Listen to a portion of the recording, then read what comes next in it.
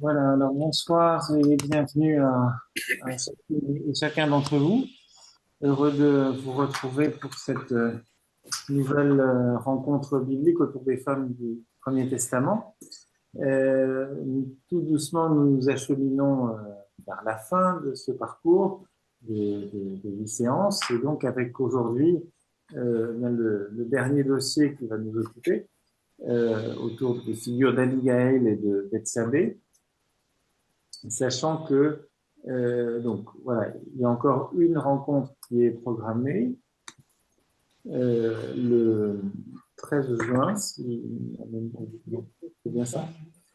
Alors simplement, la proposition que je voudrais vous faire est la suivante, puisque il y a 8 dossiers et donc il y a une 9e séance. Dans ce dossier, donc on va parler d'Abigail et de Bethsabée, mais à la dernière page du dossier, vous avez une page relecture avec un certain nombre de, de pistes, en tout cas une invitation qui est faite aux participants à ce parcours à relire un petit peu leurs notes et essayer de faire le point sur ce que les uns et les autres ont pu découvrir à travers ces rencontres avec ces différentes figures féminines du Premier Testament.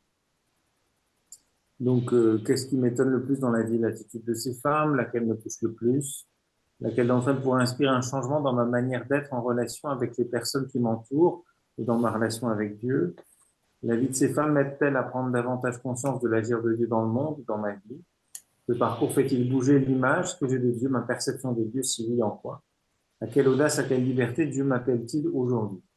Donc voilà un peu la proposition que je vous fais.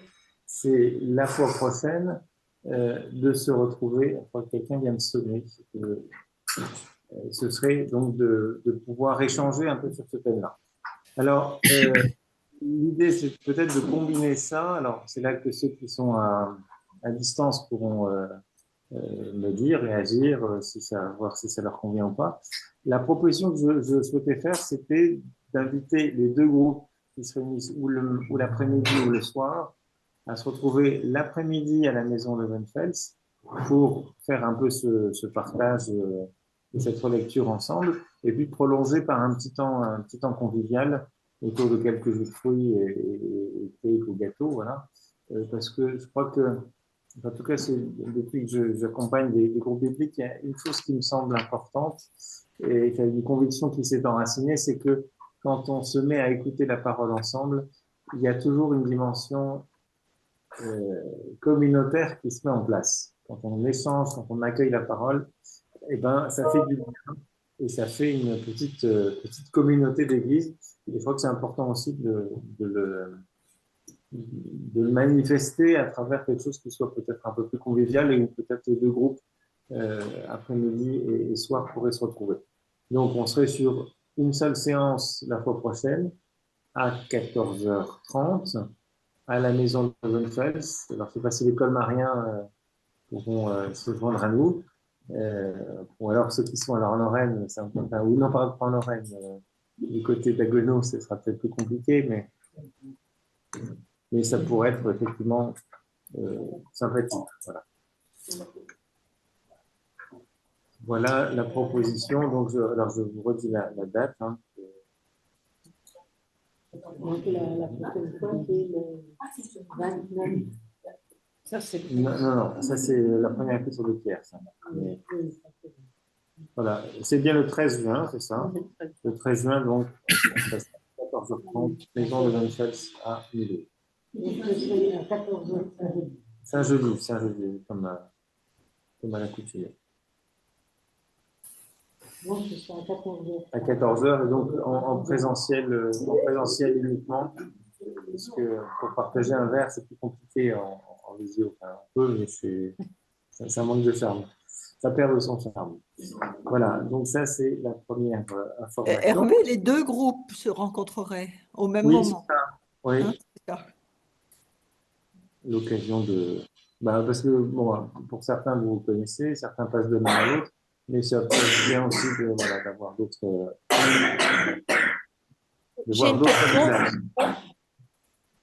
J'ai une question, s'il vous plaît. Oui. Alors, je travaille, donc je ne pourrais pas me libérer. Est-ce que Oui. ce sera enregistré? Alors, je peux essayer de faire quelque chose, mais ce sera peut-être un peu compliqué parce que comme on fait ça enfin, je vais voir, ça doit être possible. Je vais Bon, essayer. s'il Parce n'y a que moi, c'est pas grave. OK, parce que merci. comme on est à la maison Levenfeld, le réseau, enfin, la fibre n'est pas aussi. C'est pour ça que le soir, on le fait. Là, il n'y a pas de problème de. C'est plus D'accord. compliqué à Sainte-Marie. Parce que là, Mais je vais à voir. 14 heures, ce sera le 14h30. Véronique, tu prends une RTT. Voilà. Non, je dois être chargée. J'ai mon AG, hein, je peux pas. Voilà donc pour ce qui nous attend, donc le 13 juin prochain.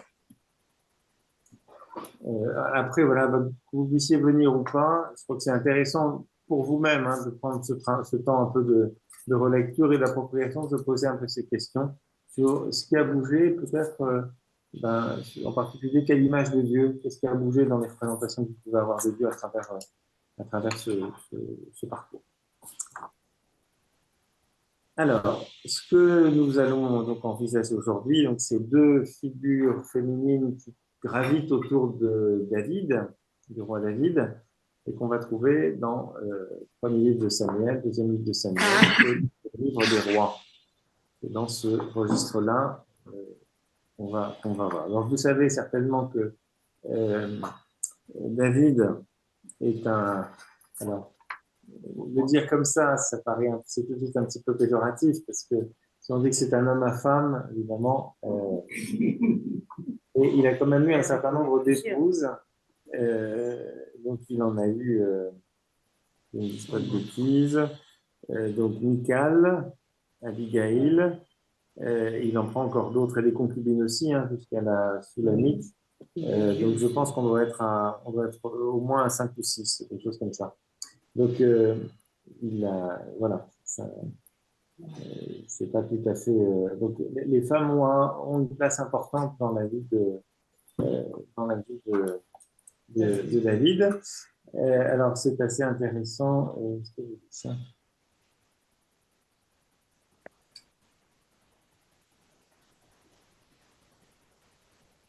Je crois que c'est sous la plume de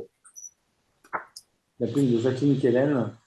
Il a une formule un peu. Voilà. Alors, elle commence comme ça. Elle dit voilà, David est un homme à femme. Lui-même paraît très féminin, un corps d'adolescent, des cheveux bouclés sauvages et une bouche gourmande. Mais il distingue mal l'amour de la bagarre et il s'y laissera emporter en invoquant son Dieu. Bon, ça c'est la liberté de l'écrivain toujours. Mais je pense que voilà, c'est aussi bon d'avoir ça à l'esprit. Présence.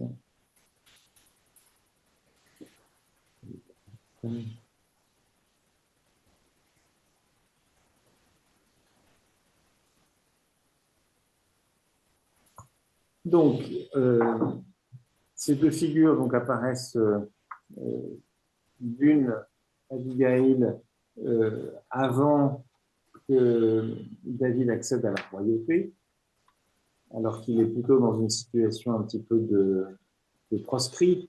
Il est poursuivi par la vindicte et la jalousie de Saül, alors que Bethsabée, eh bien, on la voit intervenir dans le récit à partir du moment où David est déjà roi.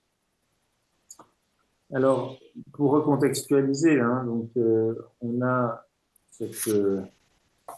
vous connaissez, je pense, toutes et tous l'histoire de David, ça fait partie des souvenirs de catéchèse qu'on garde, de l'histoire sainte qu'on garde souvent.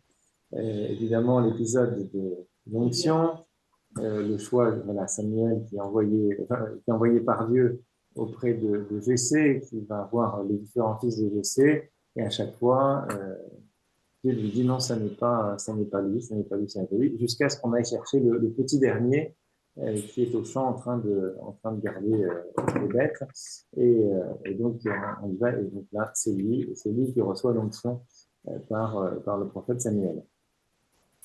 Et puis ensuite, on a évidemment cet épisode fameux de David et Goliath, petit David face à Goliath, le champion des Philistins, et avec sa seule fronde, David l'emporte sur Goliath, ce qui lui acquiert une certaine renommée dans le camp des Israélites, évidemment, mais qui va vite devenir compliqué dans le rapport avec Saül, parce que Saül est quelqu'un de particulièrement jaloux, et donc il commence à nourrir une certaine animosité à l'endroit de David. Au début, il est un peu, quand David se met à jouer de la cithare, dans un premier temps, ça semble apaiser disons, l'esprit un peu troublé de Saül, mais ça n'empêche pas, parfois, il est pris de vouloir l'embrocher, ou de lui lancer une lance, hein, ou décocher une lance pour qu'il pourrait le transpercer. Bon, il échappe à la mort. Et Saül, ayant cette animosité qui se développe, va le pourchasser. Et donc, à partir du moment où il est pourchassé, alors il a le soutien de Michal, donc son épouse qui est une fille de Saül, mais aussi de Jonathan, un autre fils de Saül, qui vont lui permettre justement d'échapper à la famille de son père. Mais le fait est que David se retrouve un peu dans la situation de proscrit. Il est obligé de fuir pour ne pas être assassiné par Saül et les hommes de main de ses hommes de main. Donc, il va se retrouver un petit peu dans la situation de chef de bande, qui est entouré d'un certain nombre donc, de compagnons, 400 nous dira le texte, plus 200 qui garderont le bagage tout à l'heure, mais donc une troupe importante, évidemment qu'il faut nourrir, et donc pour être nourri, va faire un petit peu, va mettre en œuvre ce qui existe toujours un peu dans certaines régions reculées, par exemple en Sicile ou en Calabre. Voilà, c'est un peu la mafia, ou en Corse aussi, ce qu'on appelle l'impôt révolutionnaire. Mais donc on va assurer une protection à des propriétaires terriens, etc. Moyennant une contribution généreuse et spontanée, donc supposément spontanée. Bon. Voilà, c'est un peu pour dire le contexte, puisque ce qui va nous occuper, ça se passe dans ce contexte-là. Donc, on va commencer, comme on a l'habitude, par lire le texte. Dans votre dossier, vous avez un zoom, donc c'est des extraits peu ciblés. Je vous propose de lire l'ensemble du chapitre 25 à partir du verset 2, ce qui permet d'avoir une vision un peu plus complète du contexte. Hein. Il y avait à Mahon un homme dont l'exploitation se trouvait à Carmel. Cet homme était fort riche. Il avait 3000 moutons et 1000 chèvres. Il était à Carmel pour la tonte de son troupeau. L'homme s'appelait Naval et sa femme Abigail.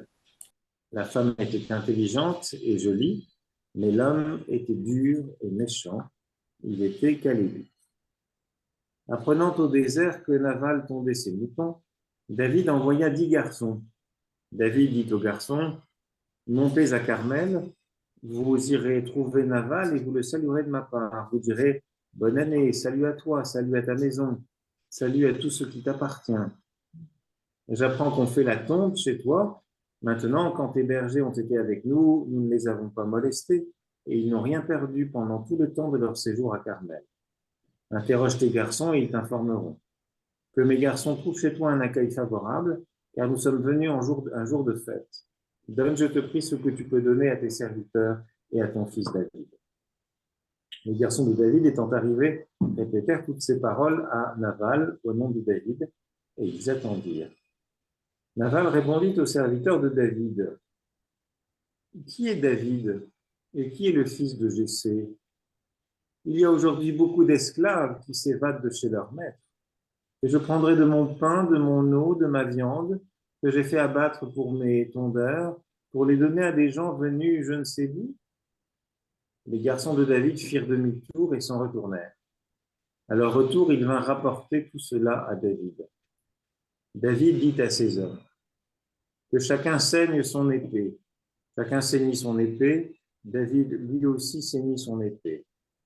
Environ 400 hommes montèrent à la suite de David, et il en restait 200 près des bagages. Un des garçons avertit Abigaïl, la femme de Nabal. Voici, dit-il, que David a envoyé du désert des messagers porter ses compliments à notre maître, et notre maître s'est jeté sur eux. Or, ces hommes ont été très bons pour nous. Nous n'avons pas été molestés et nous n'avons rien perdu tout le temps que nous avons circulé avec eux quand nous étions à la campagne. Ils ont été notre rempart la nuit et le jour, tout le temps que nous avons été avec eux à faire paître les brebis. Et maintenant, reconnais et vois ce que tu dois faire, car la perte de notre maître et de toute sa maison est décidée. Quant à lui, c'est un vaurien à qui on ne peut parler. Abigaïl se hâta de prendre 200 pains, 2 outres de vin, 5 brebis tout apprêtées, 5 mesures de pain grillé, 100 grappes de raisins secs et 200 gâteaux de figues. Et elle les chargea sur les ânes. Elle dit au garçon, « Passez devant moi, je vous suis. » Mais elle ne prévint pas Nabal, son mari. Tandis que montée sur un âne, elle descendait à l'abri de la montagne, David et ses hommes descendaient dans sa direction. Elle les rencontra.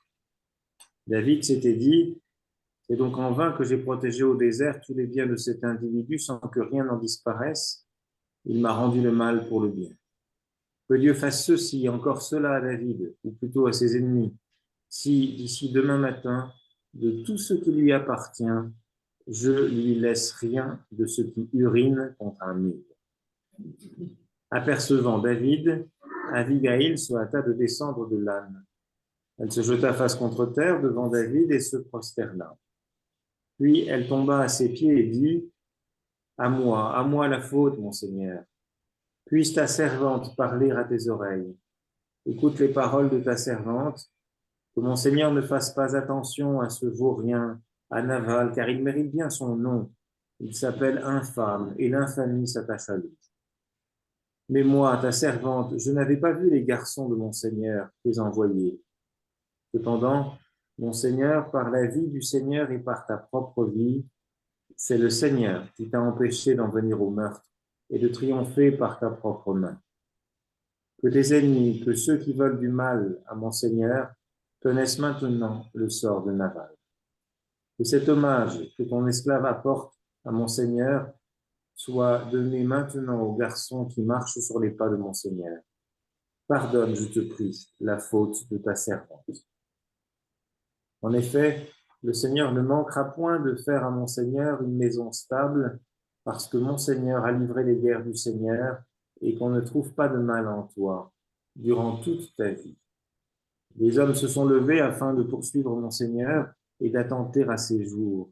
Mais la vie de mon Seigneur restera ensachée dans le sachet des vivants auprès du Seigneur ton Dieu, tandis que celle de tes ennemis, le Seigneur la lancera au loin du creux de sa fronde. Lorsque le Seigneur accomplira pour mon Seigneur tout ce qu'il a dit de bien à ton sujet, il t'établira chef d'Israël. Il ne doit donc pas chanceler en versant le sang à la légère. Mon Seigneur ne doit pas trébucher en voulant triompher par lui-même. Et quand le Seigneur aura fait du bien à mon Seigneur, tu te souviendras de ta servante. David dit à Abigaïl, « Béni soit le Seigneur, le Dieu d'Israël, qui t'a envoyé en ce jour à ma rencontre. Béni soit ton bon sens, béni sois-tu toi-même, pour m'avoir aujourd'hui retenu d'en venir au meurtre et de triompher par ma propre main. Mais vraiment, par la vie du Seigneur, le Dieu d'Israël, qui m'a empêché de te faire du mal, si tu n'étais pas venu aussi vite à ma rencontre, il ne serait resté à Nabal d'ici l'aurore rien de ce qui urine contre un mur. » David prit de sa main ce qu'elle lui avait apporté. À elle-même, il dit, « Remonte en paix chez toi, vois, j'ai écouté ta voix et je t'ai fait grâce. » Abigaïl revint chez Nabal. Voici qu'il faisait dans sa maison un festin, un vrai festin de roi. Nabal avait le cœur en joie, il était complètement ivre. Elle ne l'informa de rien jusqu'à l'aurore. Le lendemain matin, quand Naval buvait son vin, sa femme lui raconta ce qui s'était passé. Alors le cœur de Naval mourut dans sa poitrine, et il fut comme pétrifié. Et au bout d'une dizaine de jours, le Seigneur frappa Naval, et il mourut. David apprit que Naval était mort, et il dit: Béni soit le Seigneur qui a défendu ma cause dans cet affront que m'avait fait Naval, et qui a retenu son serviteur de faire le mal. Quant à la malice de Naval, le Seigneur l'a fait retomber sur sa tête. David envoya demander Abigaïl en mariage. Les serviteurs de David se rendirent chez Abigaïl à Carmel et lui parlèrent en ces termes: David nous a envoyés chez toi pour te prendre pour sa femme. Elle se leva, se prosterna la face contre terre et dit: Ta servante est une esclave prête à laver les pieds des serviteurs de mon Seigneur. Abigaïl se hâta de partir. Elle monta sur son âne et, accompagnée de 5 de ses servantes, elle suivit les envoyés de David. Ainsi, elle devint sa femme. David avait aussi épousé Ahinoam d'Israël. Elles furent toutes les deux ses femmes. Saül avait donné sa fille Michal, femme de David, à Palti, fils de Laïch, qui était de Galil. Voilà, lecture un peu longue, mais importante pour bien contextualiser. Alors, si vous voulez, donc, on peut peut-être commencer par une première réaction. Vous avez un petit encadré sur la page 8 avec des questions pour nous y aider, hein, à la fois sur le contexte historique, quels sont les personnages de cette scène, quelles sont les différentes étapes du récit. Apprenons-nous au sujet d'Abigaïl et les attitudes des uns et des autres. Voilà. Donc, si vous voulez réagir d'abord, ensuite on regardera de manière plus systématique. Bonsoir, Père Hervé. Oui, bonsoir. Désolée, je n'ai pas pu être sur place parce que j'ai la petite affaire dormir là à côté, mais je m'excuse. Mais j'ai une petite question pour commencer. Donc juste quand Abigail, elle dit Monseigneur, de qui elle parle? Parce qu'il y a Monseigneur et le Grand Seigneur avec les lettres en capitale. Donc juste, je voulais avoir... Alors effectivement, c'est la dénomination. Donc dans le texte écrit, si vous prenez votre Bible, vous voyez que parfois il y a un S majuscule à Seigneur et puis parfois non. Donc quand c'est Monseigneur avec une minuscule, ça désigne évidemment David, et quand il s'agit du Seigneur avec un grand S, il s'agit de Dieu lui-même. Donc alors c'est un côté un petit peu à l'oral, c'est un peu curieux, mais ça désigne bien deux personnes différentes. Hein.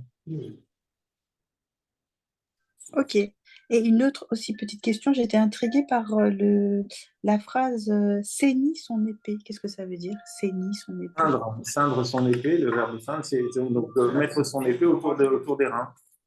Donc elle est attachée à un baudrier, et donc on se ceint de l'épée. Donc c'est comme une espèce de ceinture qu'on va fermer, et l'épée pend du côté de la ceinture. Donc ça veut dire que on se prépare à la guerre et on va aller châtier Aval. Voilà. Ok. Donc c'était moins gore ce que moi j'avais pensé. Je pensais qu'ils saignaient la main comme ils vont à la bataille. Non, c'est plus soft. Ceindre. D'accord. Ok. Merci. Voilà. D'autres questions, réactions?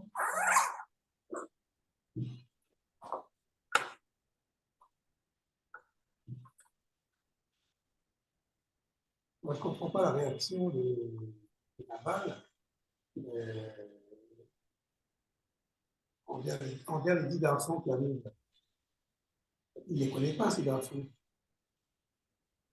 Non, alors il les connaît, pas directement, mais c'est par ses propres serviteurs, il les connaît, il sait que ils ont pas mal agi, les garçons de David n'ont pas mal agi vis-à-vis de ses propres serviteurs et de ses troupeaux. Donc, mais il va manifester un mépris assez rare. Un mépris alors qu'il n'est pas la confirmation qu'il vient.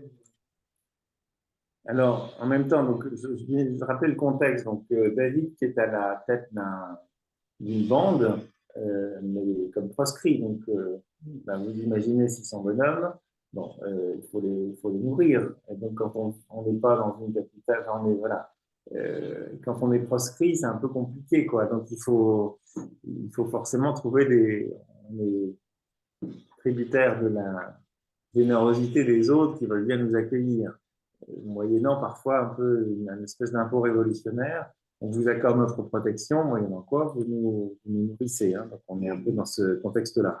Donc c'est vrai que David, il y a ce besoin, voilà. Il se trouve que il y a à Carmel donc la tonte des troupeaux fort considérables de Naval. Et donc, c'est un peu comme la fête des moissons ou des vendanges. Donc, on travaille, on tourne, et puis après, il y a une espèce de fête. Et donc, c'est intéressé dans la démarche d'aller à Carmel. C'est bien pour avoir de quoi mettre du beurre dans les épinards. Donc, ils y vont comme ça de manière effectivement, très respectueuse. Hein. Donc, il y a le rappel de ce qui a été fait. Voilà. Salut à toi, salut à ta maison, salut à tout ce qui t'appartient. J'apprends qu'on fait la tonte chez toi. Donc, c'est là. Voilà. Il y a une dimension festive. Maintenant, quand tes bergers ont été avec nous, nous ne les avons pas molestés. Ils n'ont rien perdu pendant tout le temps de leur séjour à Carmel. Interroge tes garçons, ils t'informeront. Donc, voilà, on s'est bien comporté vis-à-vis d'eux, vis-à-vis de tes troupeaux, de tes bergers, que mes garçons trouvent chez toi un accueil favorable. Donc, quémande un peu, en mettant en balance le service, la protection qui a été donnée. C'est pas le couteau sous la gorge, si vous voulez, c'est une invitation, c'est une demande, mais qui est formulée d'une façon qui ne soit pas humiliante pour celui qui fait la demande. Oui. Je ne te tends pas la séduit avec bon cœur, monsieur, dame, c'est pas ça. Mais donc on rappelle aussi ce qu'on a fait pour celui auquel on demande l'hospitalité. D'accord. Mais en même temps, il y a une menace sous-jacente. Et il n'est pas sûr du tout que la protection, on en ait eu besoin. La protection était peut-être imposée, alors que... Bien sûr. Bien sûr qu'il y a une dimension, il y a une forme de contrainte. Je disais, c'est un peu un modèle un petit peu mafieux ou de raquette, hein. C'est un peu ça. Mais c'est-à-dire que dans la forme, ça reste assez présenté de manière très soft, quoi. On a dit, maintenant c'est où tu passes où tu payes ou tu passes à la casserole. Mais c'est un peu les choses sont dites de manière que mes garçons trouvent chez toi un accueil favorable, car nous sommes venus un jour de fête, donc ça renvoie aussi à une dimension d'hospitalité. Un jour de fête, on ne met pas les gens dehors. Donne, je te prie, ce que tu peux donner à tes serviteurs et à ton fils David. Donc, il n'est pas dans une revendication. Je ne dis pas, je te demande de temps et c'est ça le montant de l'impôt révolutionnaire. C'est ce que tu peux donner à tes serviteurs et à ton fils David.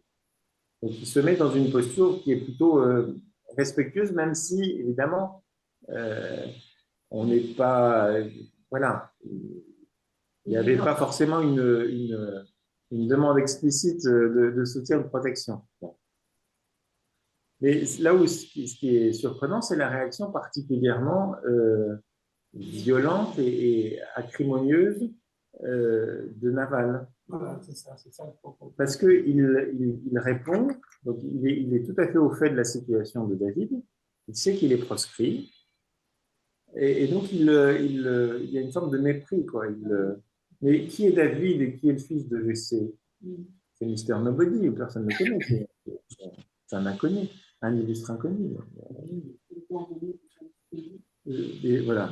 Et puis, il y a aujourd'hui beaucoup d'esclaves qui s'évadent de chez leur maître. Alors ça, c'est encore une pique supplémentaire parce que David a fui la vindicte de Saül. Et donc, c'est comme s'il disait, mais de toute façon, tu n'es qu'un esclave en fuite qui a fui ton maître Saül, quoi. Il y a un peu ça. Donc il y a quelque chose là de profondément méprisant et injurieux. Et ça va être d'ailleurs reçu comme ça. Et, voilà. Et je prendrai de mon pain, de mon eau, de ma viande que j'ai fait abattre pour mes tondeurs, pour les donner à des gens venus, je ne sais d'où. Donc, particulièrement méprisant.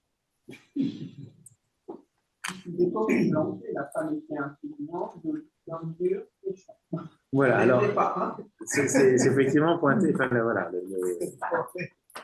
c'est explicité d'entrée. Alors, ce qui est intéressant, c'est de regarder aussi, de voir quel est le sens des noms. Vous savez que dans la Bible, c'est souvent pas anodin.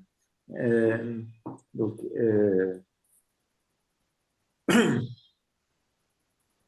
cet homme, Naval, ça signifie, si on prend un dictionnaire des noms propres de la Bible, et ben, c'est ce qu'on va découvrir.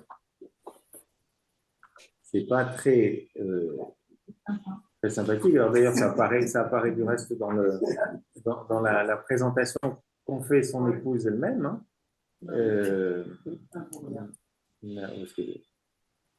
J'ai perdu Naval. infâme aussi.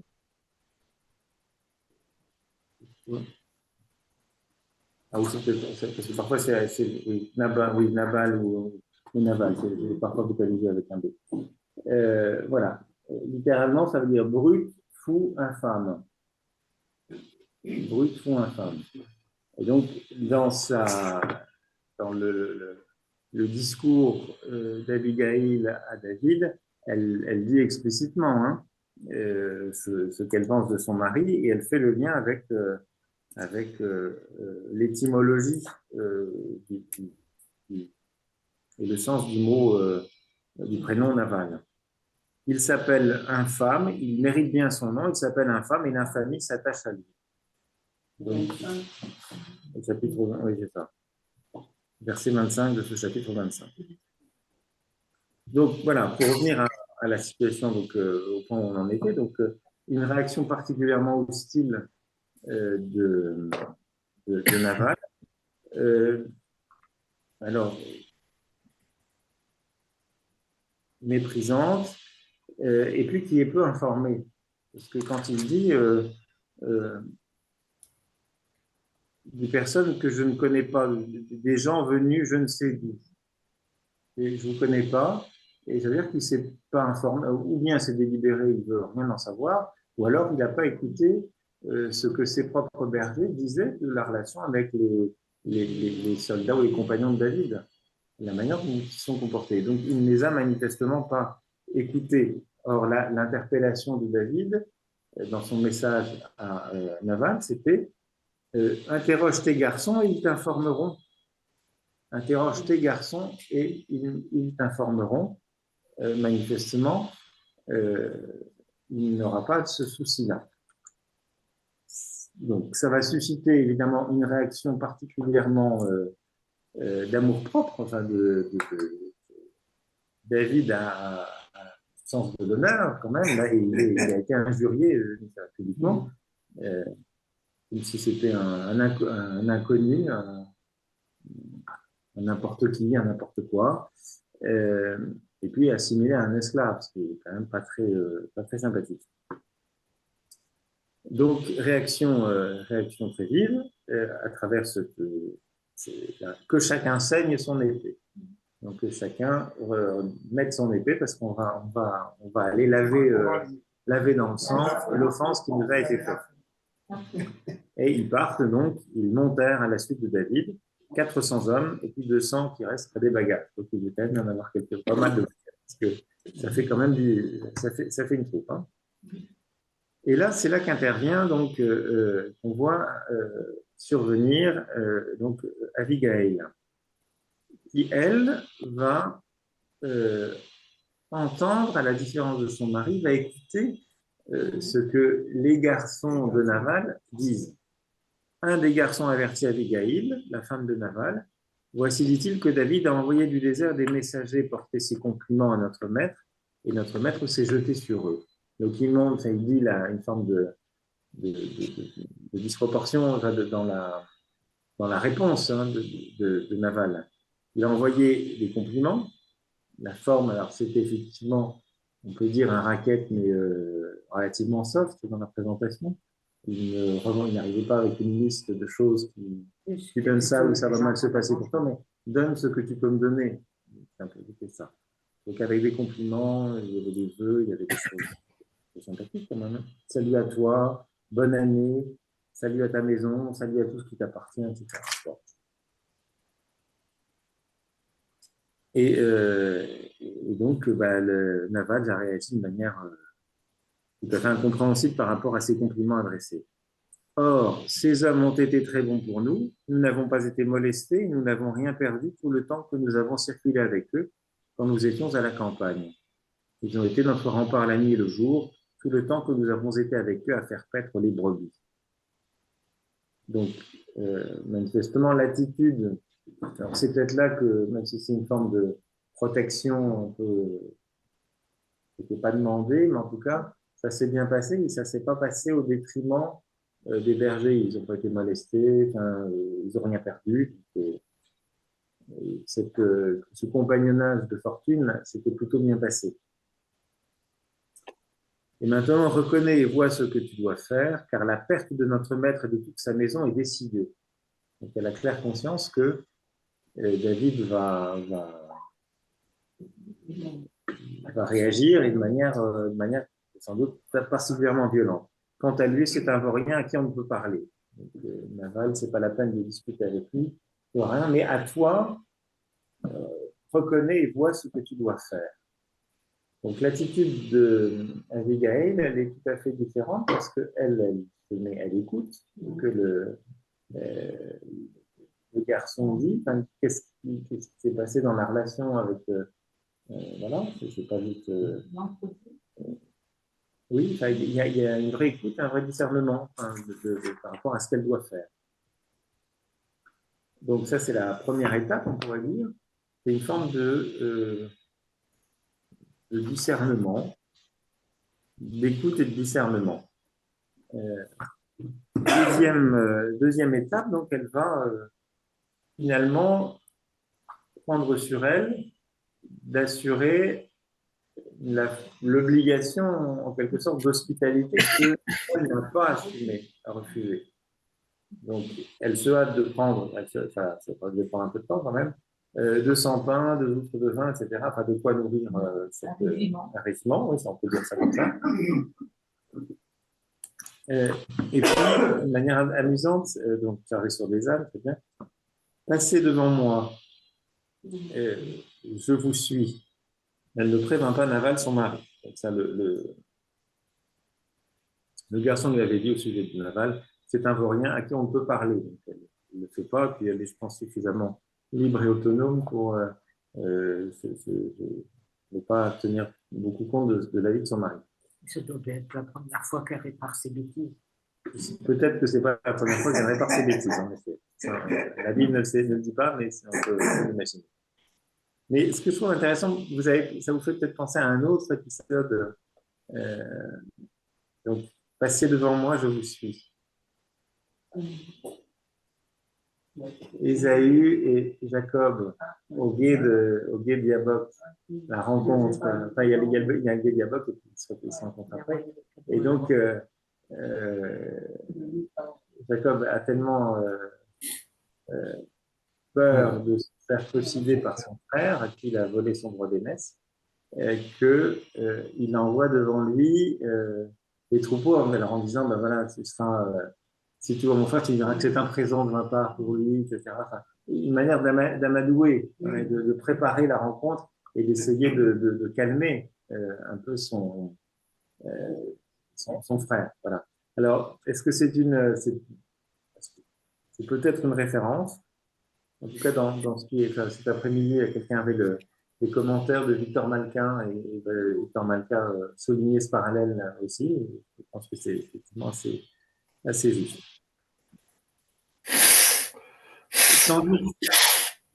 Tandis que montée sur un âne, elle descendait à l'abri de la montagne, David et ses hommes descendaient dans sa direction. Elle les rencontra. La rencontre se fait. David, on a un petit aperçu de son état d'esprit. Donc, il se sent un peu froissé dans son orgueil et dans son amour-propre. C'est donc en vain que j'ai protégé au désert tous les biens de cet individu, sans que rien n'en disparaisse. Il m'a rendu le mal pour le bien. Voilà. L'attitude profondément injuste de Naval. Et donc la formule qu'on trouve beaucoup quand on avait vu dans le cycle d'Élie, il y avait la reine Jézabel qui, après l'épisode de la mort des prêtres de Baal, hein, sur le sacrifice du Carmel, encore, elle disait que les dieux me fassent encore ceci et cela, si avant la fin du jour, Élie n'est pas mort. Enfin, voilà, ce que tu as fait à mes prêtres de Baal, je vais te le faire à toi, je vais avoir ta peau. Et donc, que Dieu fasse ceci et encore cela, c'est bien une manière de dire, là, il est dans la disposition de se venger, et d'une vengeance sanglante. Hein, c'est la même formule utilisée par Jézabel. Alors après, il y a cette précision, hein, que Dieu fasse ceci et encore cela à David, ou plutôt à ses ennemis. Donc l'idée, c'est bien que la vengeance, ça doit être tournée vers les ennemis, bien sûr. Si d'ici demain matin, de tout ce qui lui appartient, je lui laisse rien de ce qui urine contre un mur. Bon.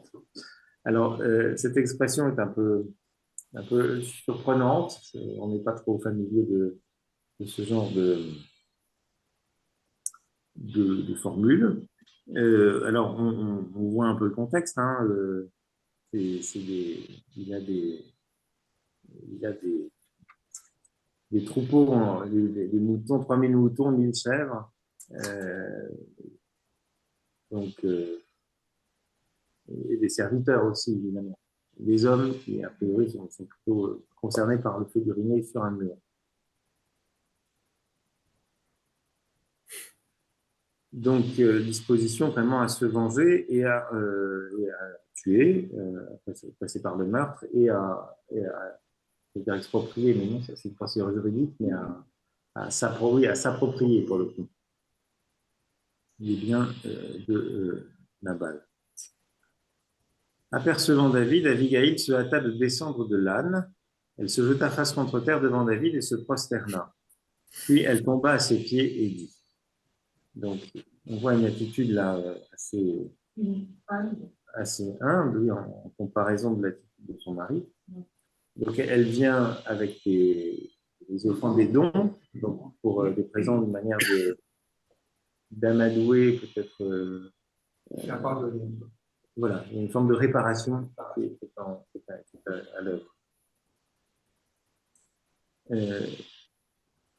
Et puis elle va déployer donc une argumentation où elle commence par endosser la faute. À moi la faute, mon Seigneur. Donc elle alors que elle n'y est pour rien, mais que mon Seigneur ne fasse pas attention à ce vaurien, à Naval. Moi, ta servante, je n'avais pas vu les garçons de mon Seigneur tes envoyés. Donc, elle a appris les choses après coup. Si elle l'avait su, évidemment, ça ne serait pas passé autrement. Donc, et puis, comme on sait qu'elle est plutôt avenante, hein, j'ai dit qu'elle était intelligente et jolie, et on sait que David n'est pas tout à fait insensible à ce. C'est aussi, voilà, c'est-à-dire que c'est sans doute aussi de nature à rendre l'argument plus convaincant. Cependant, mon Seigneur, par la vie du Seigneur et par ta propre vie, c'est le Seigneur qui t'a empêché de venir au meurtre et de triompher par ta propre main. Donc là, c'est intéressant parce qu'elle lui fait un reproche par rapport à la tentation qui est la sienne d'aller vers le meurtre, mais elle essaie de lui dire, au fond, en venant vers toi, c'est le Seigneur qui t'empêche de procéder à un meurtre. Donc elle se met dans la posture de celui qui est envoyé, messager de Dieu, pour empêcher David de commettre le mal.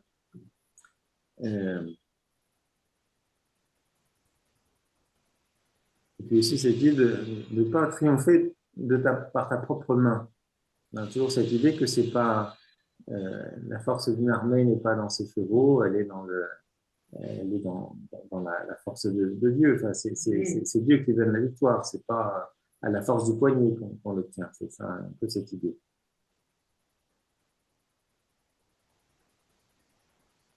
Verset 27, que cet hommage que ton esclave apporte à mon Seigneur soit donné maintenant au garçon qui marche sur les pas de mon Seigneur. Donc cet hommage, c'est l'ensemble des présents et biens qu'elle a portés devant elle sur ses ânes. Pardonne, je te prie, la faute de ta servante. Là encore, elle endosse la faute de Nabal dans une manière à la fois de s'humilier et d'accéder, enfin de faire accéder David à un sentiment de compassion, de pitié peut-être. Et alors là où c'est intéressant dans le verset suivant, c'est là qu'elle apparaît déjà comme prophétesse. Alors, elle le laissait entendre en disant que c'est le Seigneur qui finalement me conduit pour t'empêcher d'accomplir, de faire un meurtre. C'est le Seigneur qui t'a empêché d'en venir au meurtre. Donc d'ailleurs, elle croit à l'efficacité de sa présence. Le Seigneur t'a empêché. Donc c'est déjà fait. Donc il y a une forme d'assurance là aussi qui est significative. Et là, elle prolonge en se faisant prophétesse et en disant ce que Dieu va faire pour la vie. Le Seigneur ne manquera point de faire à mon Seigneur une maison stable.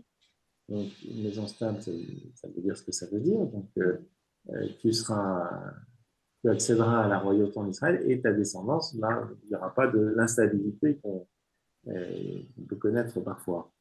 Parce que mon Seigneur a livré les guerres du Seigneur, c'est les guerres du Seigneur, c'est pas les siennes à lui, et qu'on ne trouve pas de mal en toi durant toute ta vie. Alors, donc c'est encore là aussi une forme avec beaucoup de diplomatie, c'est-à-dire il ne se trouve pas de mal. Donc, pour qu'il ne se trouve pas de mal, ne cède pas à cette tentation de la vengeance.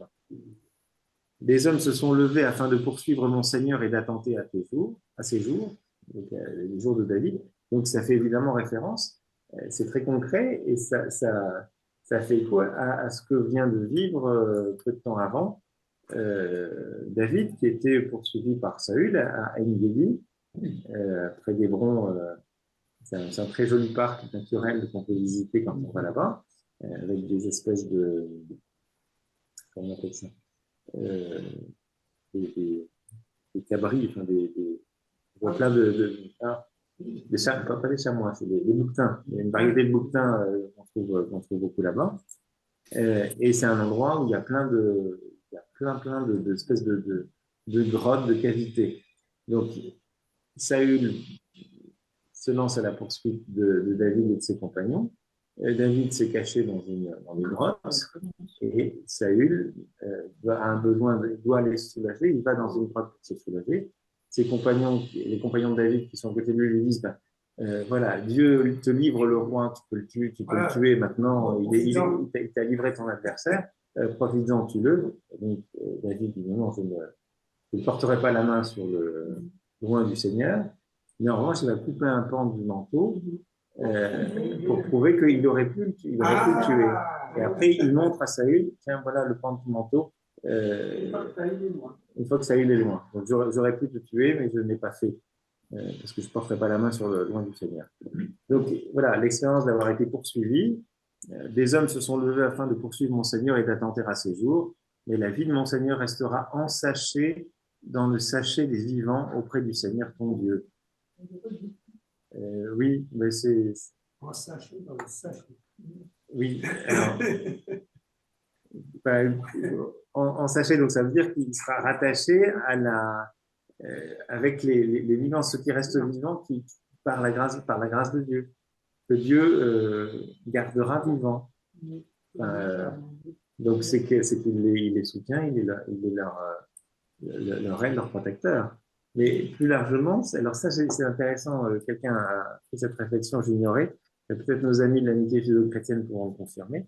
Il semblerait que ce verset-là apparaisse très souvent sur des tombes, sur les tombes juives. La vie de mon Seigneur restera en sachet dans le sachet des vivants auprès du Seigneur ton Dieu. Donc, il y a effectivement une dimension de promesse d'une vie, alors éternelle, en interrogation. Mais ça a pu être aussi interprété comme ça, comme cette promesse de ne pas être éloigné de Dieu et de rester en lien avec les vivants qui sont auprès de Dieu. On va trouver dans une terminologie plus chrétienne aussi. Hein. Après, je pense qu'ils ont fait une traduction littérale. J'ai pas été regardé de près. Il faudrait regarder. Enfin, peut-être que d'aucuns. Il faudrait vérifier sur du. C'est Chouraki, comment il traduit ça. Mais voilà. En tout cas, elle a le souci de faire référence à quelque chose de très concret dans l'expérience de David, qui était poursuivi.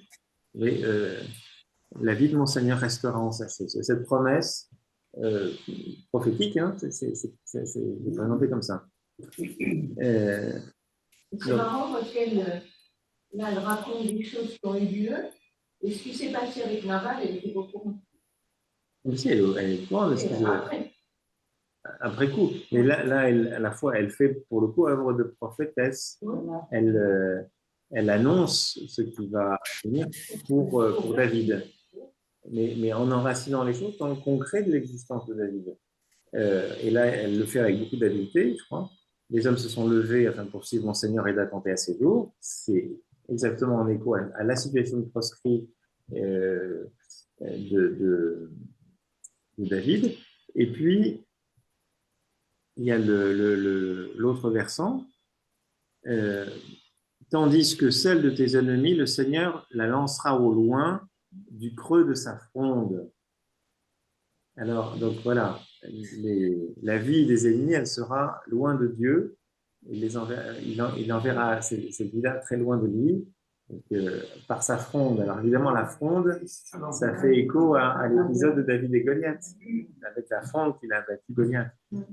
Donc, il y a une manière de rappeler ce que Dieu a réalisé pour David.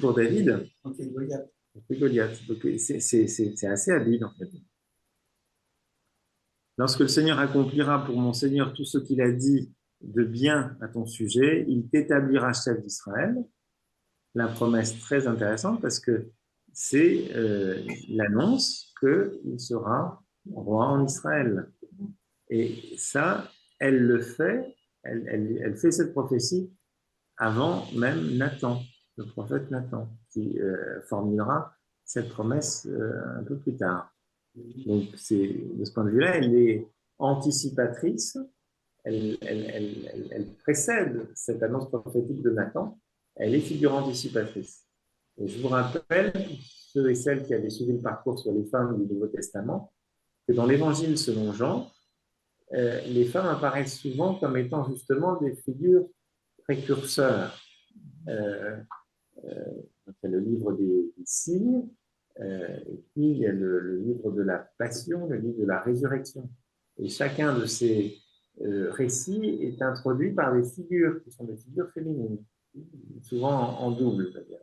Parce que vous avez au début donc Marie d'un côté, Cana, la Samaritaine, donc ils introduisent ce livre des signes. Vous avez ensuite le livre de la Passion, qui va être introduit là aussi par deux figures féminines. Vous avez l'onction de Béthanie, la femme de Béthanie, et puis l'épisode de la résurrection de Lazare avec Marthe et Marie, les figures féminines qui sont là aussi. Et puis finalement, vous avez le livre de la résurrection qui s'ouvre avec Marie-Madeleine. Donc à chaque fois, des figures anticipatrices.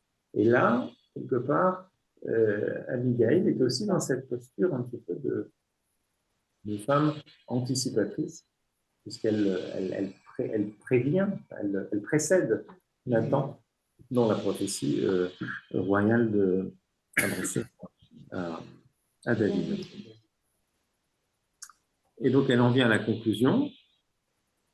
Tu ne dois donc pas chanceler en versant le sang à la légère. Mon Seigneur ne doit pas trébucher en voulant triompher par lui-même. C'est presque une mise en garde. Hein. Oui, c'est une mise en garde, oui. Dieu, il est pour toi. Il est pour toi, alors n'essaye pas de triompher par toi-même. Absolument. Alors, elle l'invite au fond à la confiance. Ce n'est pas lui qui se fera justice lui-même, c'est Dieu qui lui fera justice.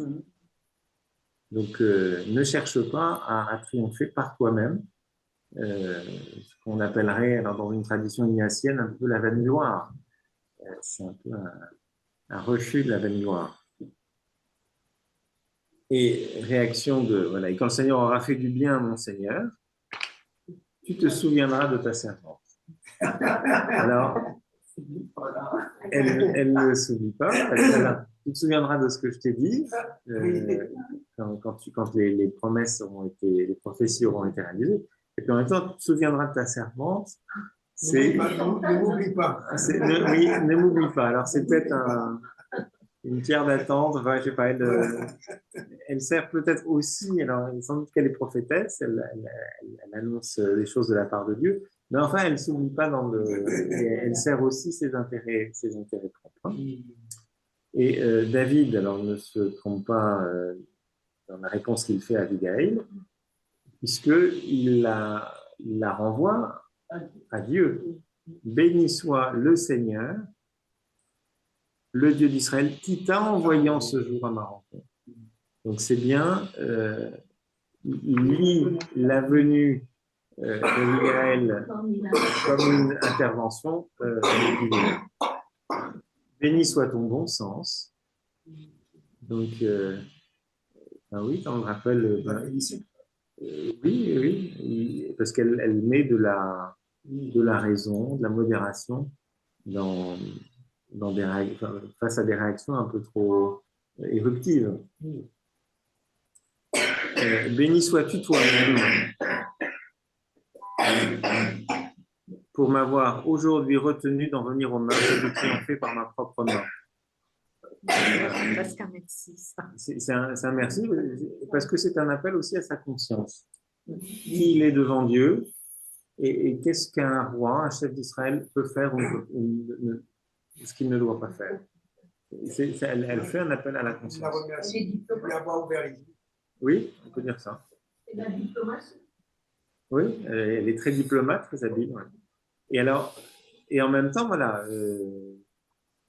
c'est un peu le.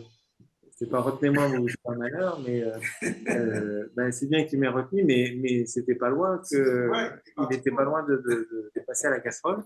Mais vraiment, par la vie du Seigneur, le Dieu d'Israël, qui m'a empêché de te faire du mal, si tu n'étais pas venu aussi vite à ma rencontre, il ne serait resté à Naval d'ici l'aurore rien de ce qui urine contre un mur.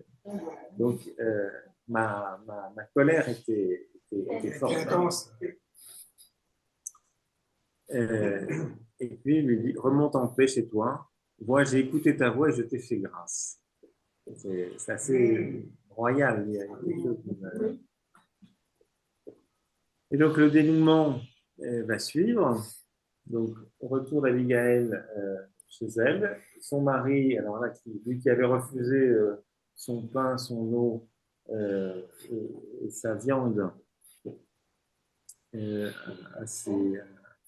au garçon de David, il est en train de faire un festin de roi, j'ai précisé. Donc, il y a là aussi une forme de... il y a des mesures, il y a de l'hubris dans la manière qu'a Naval de manger, qui contraste avec, pour 600 hommes, finalement, 100 grammes de raisins secs, 200 gâteaux de figues, ça va encore, quoi. Enfin, vu le nombre, on voit une forme de disproportion aussi, peut-être. Naval avait le cœur en joie, il était complètement ivre. Voilà. Donc, elle ne dit rien, et le lendemain, en lui annonçant ce qu'elle a fait, eh bien, Naval est pris d'une crise cardiaque, on pourrait dire, une attaque. Et Moi, si elle avait dit tout de suite, il n'aurait peut-être pas eu. peut-être. C'est bien fait d'attendre. Et alors, c'est intéressant, le narrateur dit la chose suivante, en évoquant ça, le cœur de Naval mourut dans sa poitrine et fut comme pétrifié, et au bout d'une dizaine de jours, le Seigneur frappa Naval et il mourut. Donc, on voit bien que c'est bien Dieu qui frappe. C'est bien lui qui est à l'origine de la mort de Naval. Et ça n'est pas David qui aurait commis un meurtre. La vengeance est à Dieu. Et donc, d'ailleurs, David, apprenant la mort de Naval, va bien reconnaître que ça vient de Dieu. Béni soit le Seigneur qui a défendu ma cause dans cet affront que m'avait fait Naval et qui a retenu son serviteur de faire le mal. Donc, il est aussi conscient d'un Dieu qui fait justice et aussi qui empêche son serviteur d'accomplir une action qui serait une action mauvaise, faite sous le coup de la colère. Quant à la malice de Naval, le Seigneur l'a fait retomber sur sa tête, donc c'est un peu cette dimension d'un Dieu qui fait justice. Voilà, et puis on va suivre. La malice, ça vient du mal. Oui, c'est bien. Oui, là, parce que oui, quand on dit la malice, quelqu'un qui est malicieux, c'est un peu astucieux, mais c'est vrai que le terme a deux sens. Il a un sens familier, qui est un peu. Une tumeur maligne, c'est bien méchant. Voilà. Oui, c'est ça. La malignité, une tumeur maligne, un cancer, c'est méchant. Hein. Donc, il y a les deux sens au mot malin. Et quand on dit le malin, ça renvoie au diable. Donc, voilà, le dénouement avec le mal. Donc, vous voyez un petit peu la. En même temps, il se marie et récupère tout, c'est bien. Oui. Pas plus mal.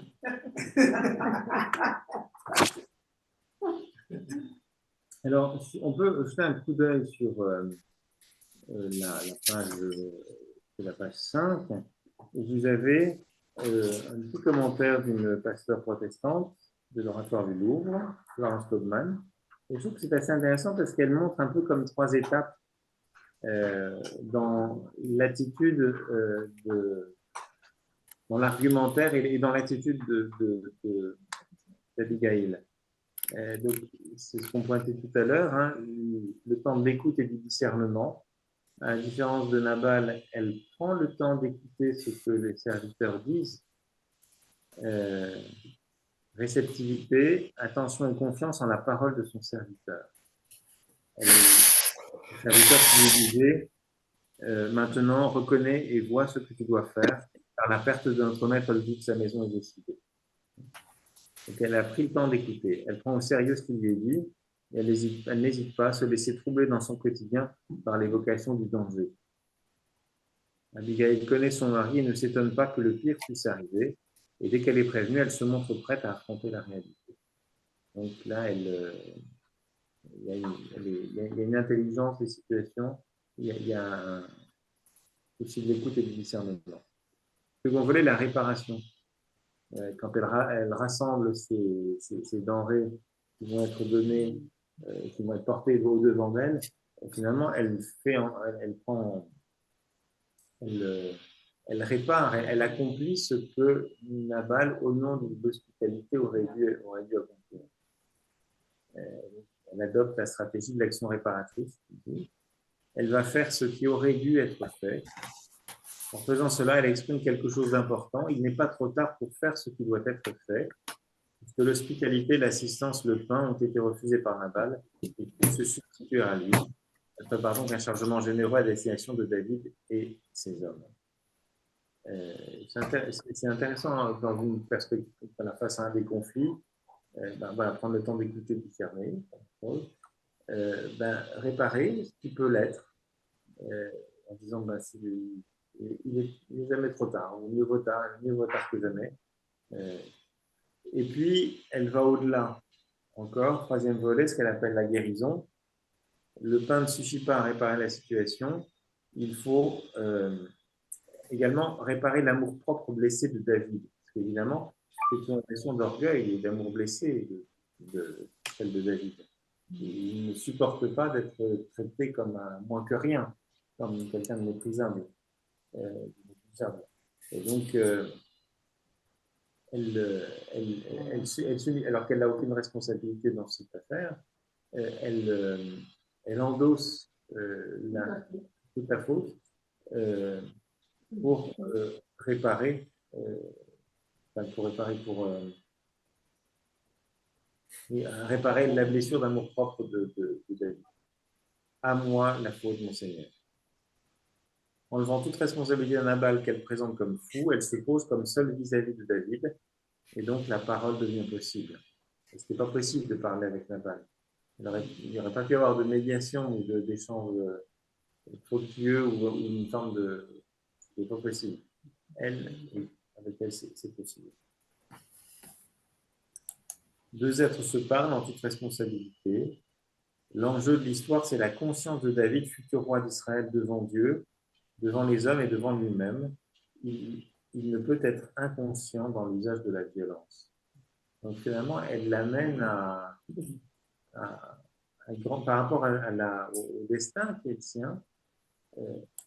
Non, il y a des choses qu'un chef d'Israël ne fait pas. Elle l'interpelle dans sa conscience de futur roi d'Israël. Et ça, c'est ce qui est assez riche. Et c'est aussi, dans des situations de conflit, qu'on pourrait dire, de rappeler un peu peut-être sur la téléologie, donc sur les fins, et en vue de quoi on est réunis et qu'est-ce qu'on cherche à faire. Est-ce que s'agit d'être roi en Israël? Est-ce qu'on va construire la royauté comme ça? Ça en appelait à une responsabilité et à un destin. Et face à des choses qui nous incombent, il y a des manières de faire, c'est pas possible. Et la manière qu'elle a de réorienter la conscience de David, de passer de cette vaine gloire et de son orgueil blessé à sa responsabilité future de roi.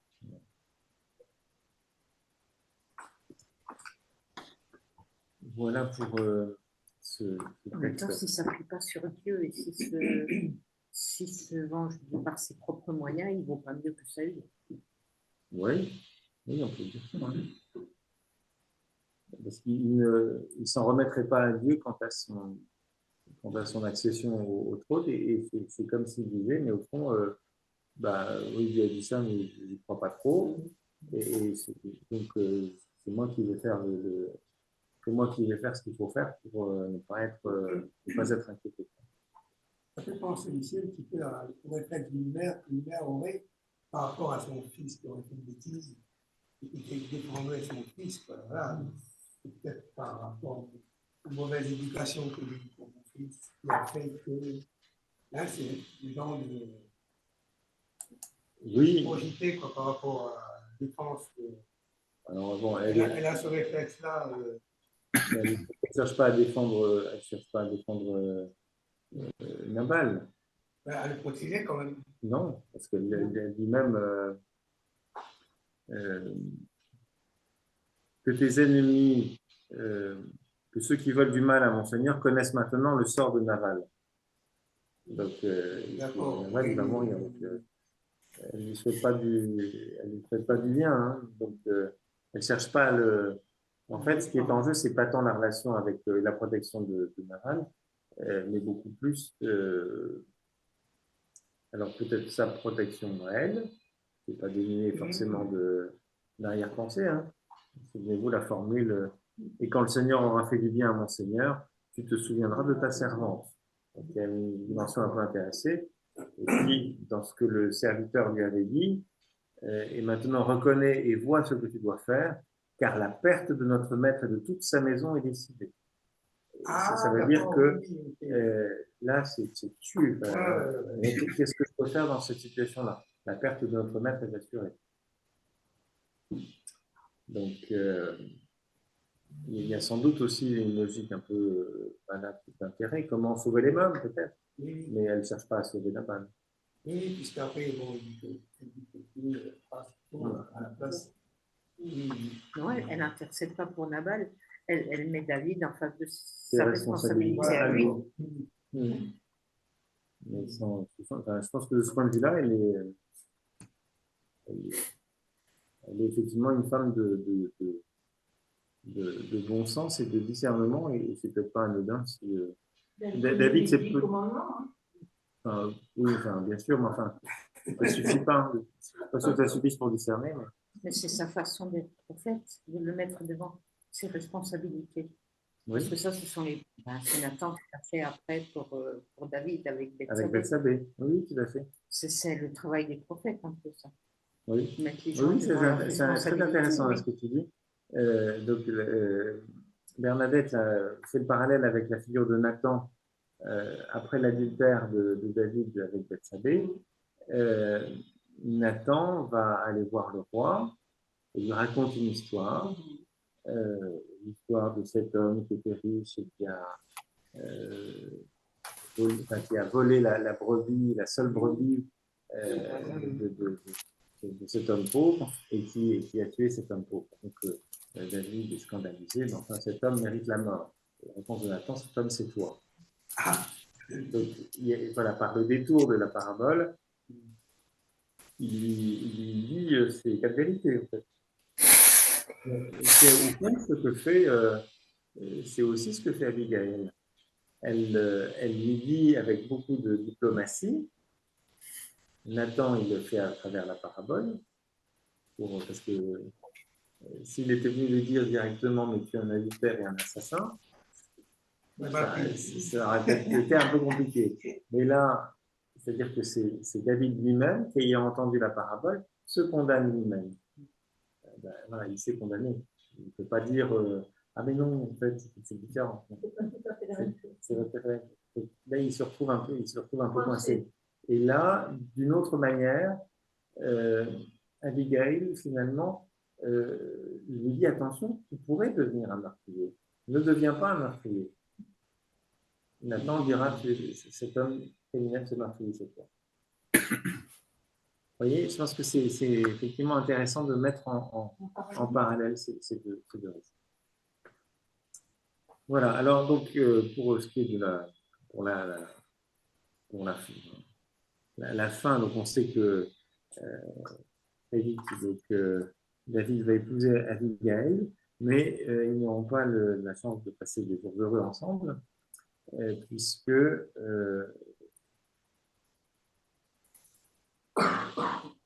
alors c'est 30, je crois. Elle va être voilà, contre les Amalécites. Les Amalécites font un raid dans une ville qui s'appelle Siklag. Et dans ce raid, dans Razia, ça évoque aussi une actualité un peu tragique, mais, ils font prisonnier les femmes, les petits, les grands, mais ils n'avaient tué personne et ils avaient emmené et avaient repris leur chemin. Et donc, Abigail fait partie de ceux qui ont été capturés. David, et donc là, on voit David dans ce chapitre 30, verset 4, verset 3. Quand David et ses hommes arrivèrent à la ville, ils dirent qu'elle avait été incendiée et que leurs femmes, leurs fils et leurs filles avaient été emmenés. David et ses compagnons éclatèrent en sanglots et pleurèrent jusqu'à ce qu'ils n'eussent plus la force de pleurer. Les deux femmes de David avaient été capturées, Ahinoam d'Israël et Abigail, femme de Nabal de Carmel. Et David était dans une grande angoisse, car les gens parlaient de le lapider. Chacun était plein d'amertume en pensant à ses fils et à ses filles. Mais David reprit courage grâce au Seigneur. Et voilà.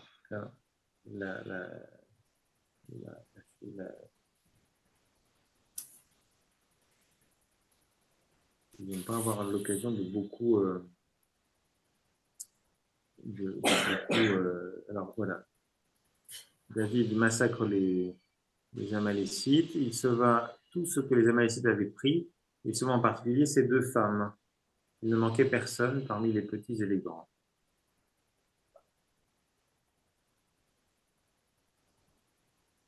Et après, elle disparaît de la narration. On ne la voit plus dans le cycle de David. Hervé, j'aurais une question. Est-ce qu'il y a des auteurs qui ont vu dans Abigail une forme de figure christique, puisqu'elle prend sur elle la faute de son mari? Alors, peut-être que ça, je ne sais pas. Je n'ai pas jamais lu ça, mais ça me semble quand même un peu pousser le bouchon un peu loin, parce que justement, dans l'attitude d'Abigail, il y a une ambiguïté. Elle n'est pas, elle est pas dans quelque chose de purement oblatif, quoi. Il y Oui, a oui, aussi oui. l'intérêt. Oui, Et donc, c'est vrai. de sorte que alors, je vois assez bien, enfin, on pourrait assez bien imaginer des pères de l'Église faire ce parallèle-là. Peut-être que c'est le cas, je ne sais pas. Peut-être que ça existe. J'ai rien lu de tel, mais peut-être. Mais ça me paraît quand même un peu difficile du fait de l'ambiguïté. On n'est Oui, pas c'est vrai. dans. Oui, oui. Euh, alors on peut. Bon, vous avez à la page 3, vous avez un peu une manière de reprendre un peu tout ce qu'on vient de dire. Euh, Abigail, joie de mon père, l'intelligente et la prophétesse, rappel du contexte. On est ici au cœur de l'histoire de David, le futur roi d'Israël. Il n'est qu'un chef de bande de gens qui vivent dans la région des steppes au sud de Juda, où ils imposent des taxes aux riches propriétaires dont ils assurent la sécurité. C'est ainsi que David demande sa part à Nabal, un riche propriétaire de la tribu des Calébites, qui se trouve au Carmel et dont il a protégé les bergers contre les brigands. Nabal s'y refuse et David décide d'aller détruire Nabal et tous ses biens. C'est alors qu'intervient Abigail, la femme de Nabal, avertie du danger par leur serviteur. Soulignons quelques points remarquables de ce récit. C'est rare à l'époque, c'est la personnalité de l'épouse qui est mise en valeur plutôt que celle du mari. Au contraire, le mari, c'est plutôt ses lacunes et sa brutalité et son caractère infâme qui sont mis en avant. Cette héroïne fait preuve de sagesse, d'intelligence, d'habileté politicienne pour empêcher une guerre et en même temps préserver ses intérêts. Elle est astucieuse en demandant à David de lui pardonner, mais en même temps, elle le critique indirectement pour son intention de tuer. Elle pousse David à reconnaître que ce n'est pas par le sang qu'il pourra devenir prince et roi. La parole voit loin aussi de façon prophétique, puisqu'elle annonce que Dieu fera une maison stable pour David, avant même la prophétie de Nathan en 2 Samuel 7, et que David sera un guide pour Israël. Abigail est donc bien prophétesse avant même le prophète Nathan. Voilà, et alors je vois que l'heure tourne. Donc, il est tout est temps d'aller voir du côté de Bethsabée. Alors, c'est une histoire que vous connaissez certainement bien, puisque David étant devenu roi maintenant, il est à Jérusalem, qu'il a conquis sur les Jébusites. Donc, on est au chapitre 11, deuxième livre de Samuel. Et à l'occasion d'une guerre contre les Ammonites, David a délégué la campagne militaire à Joab et lui reste à Jérusalem.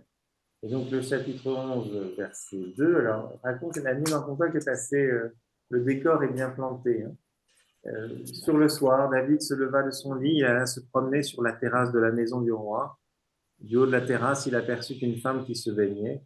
La femme était très belle. David envoya prendre des renseignements sur cette femme et l'on dit, mais c'est Bethsabée, la fille d'Eliam, la femme d'Uri le Hittite.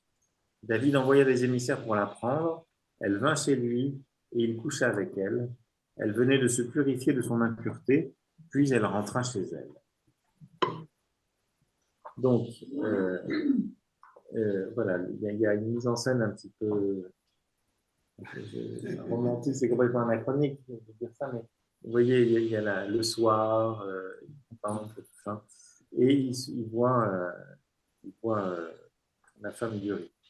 Et alors, c'est assez intéressant.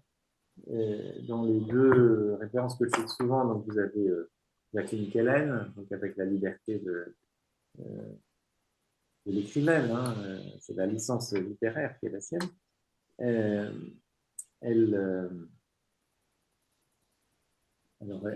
met le contexte. Hein, donc David vit sous la lune une femme jeune et ravissante qui avait l'insolence de se baigner presque sous ses yeux. Au vrai, la femme était dans sa maison et faisait ses ablutions rituelles après les règles, mais comme il faisait chaud, les tentures étaient levées et l'œil de David pointit. David n'attendit pas. Son œil avait déjà pris possession de la femme. Il s'informa et apprit que c'était l'épouse d'Uri le Hittite, un soldat sous ses ordres. Il envoya chercher la femme étonnée et tremblante, et sans plus d'explication et sans préliminaire, il la posséda. C'est un vocable d'homme et un terme de roi. Après quoi, il la renvoya dans ses foyers se laver ou bien déplorer.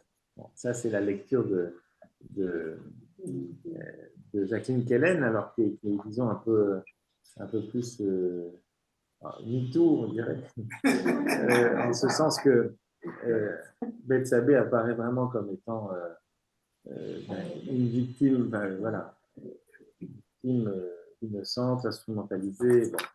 Bon, voilà. Alors ça, c'est la version.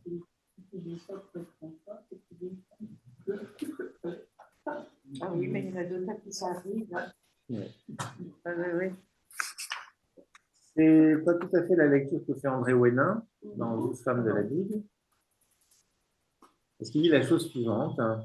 Le récit est sobre, il va à l'essentiel. David est séduit par la beauté de la baigneuse. Ses informateurs ont beau lui dire que cette Bethsabée est l'épouse d'un capitaine de son armée, il n'hésite pas à la faire venir et à coucher avec elle. Mais qu'en est-il de la femme? Elle est pour le moins coopérante. Jolie, elle se lave en un lieu peu discret, visible du palais. Quand le roi la fait prendre, elle vient d'elle-même vers lui alors qu'elle se sait en période de fécondité, puisqu'elle s'est... il y a l'histoire de l'impureté, elle venait de se purifier de son impureté, donc c'est lié donc à ses règles.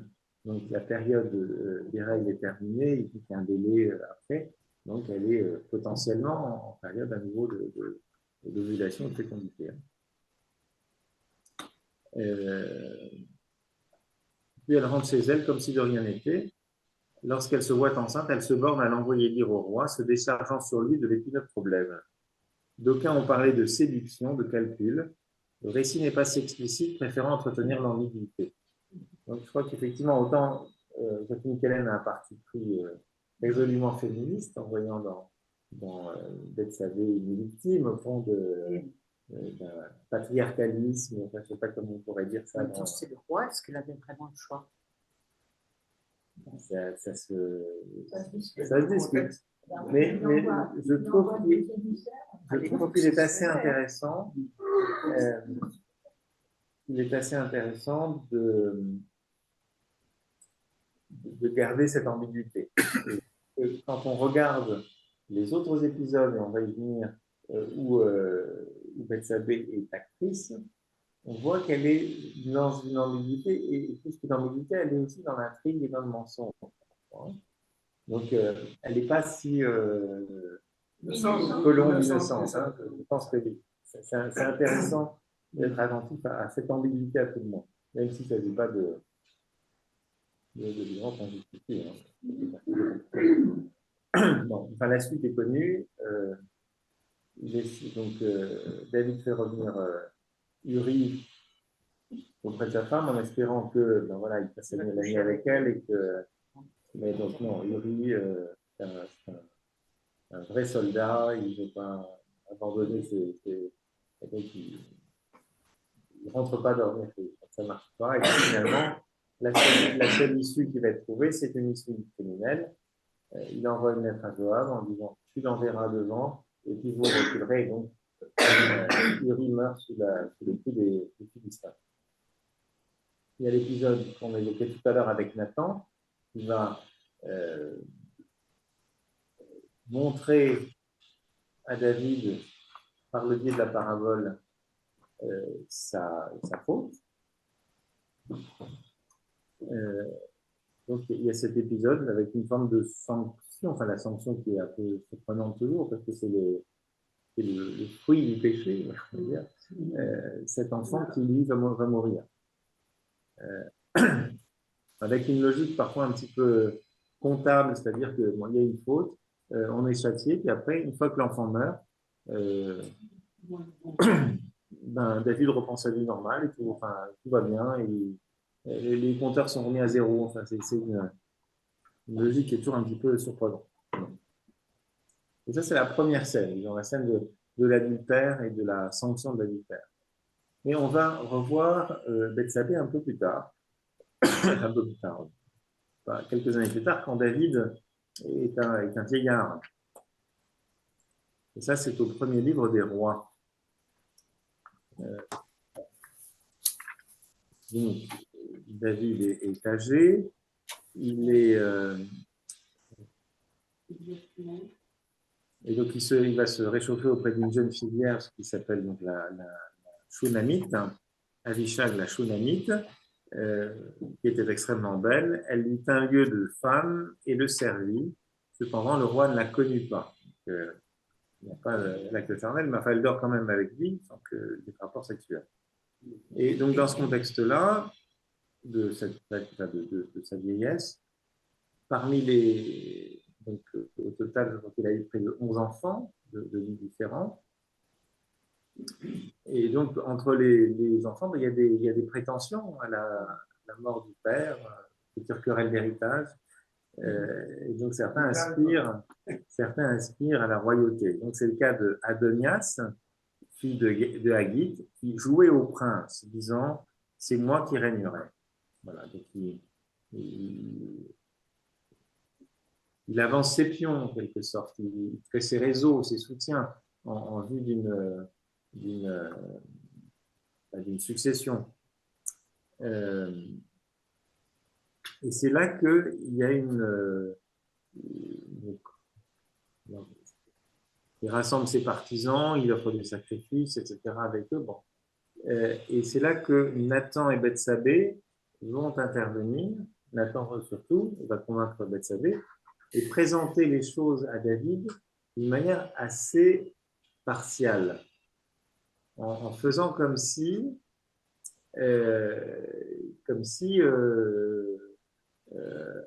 Adonias s'était déjà fait couronner roi, son père n'étant pas encore mort.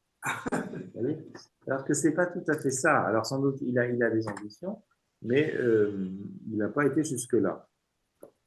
Donc ça, on le voit bien au chapitre 1, premier livre des rois, à partir du verset 11.